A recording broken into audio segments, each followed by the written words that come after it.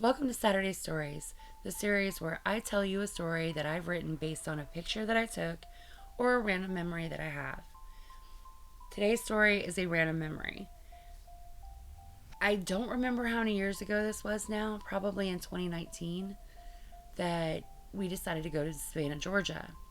And my mom was keeping my kid, and my best friend's son was going with us. So my best friend pulls up, and this is like the first trip out of state that we've taken ever in our million-year friendship. My mom was the overprotective type and constantly thought that if her daughters went away, then they were automatically going to get kidnapped and killed, even though, I was already in my 40s at this time. I think I was safe.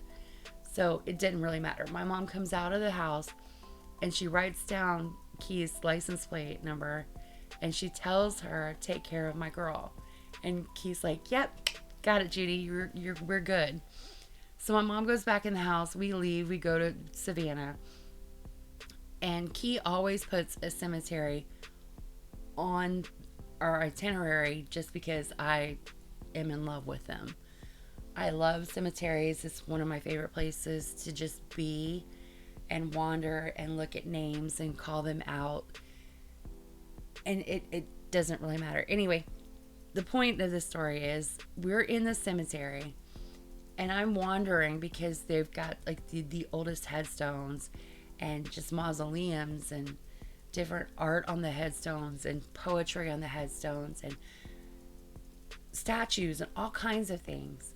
So I'm in my zone. I'm in my happy place, just wandering around this cemetery. And I hear from a distance, yo, my kid's gotta pee. You good? Well, I'm good. So I wave her off and she goes about her merry way. And I don't know why I didn't just go with her and, hey, let's just go to the next stop. Nope, not me. I'm wandering around the cemetery by myself. She has left the cemetery now. So we are definitely separated. I go around my merry way. I'm just bebopping through there, looking at all these headstones and stuff. And I'm in the middle of this area where it has like a mausoleum and then some older graves beside the mausoleum. And I'm looking at the older graves and I hear in the distance, Charlie. Real sing song. And I didn't know where it was coming from. And my first thought was, zombies don't talk, so we're good. I'm not afraid of pretty much anything else besides zombies, which that's another story. Anyway, I was kind of hoping it was a ghost, but I kind of knew it wasn't because it was speaking really loud.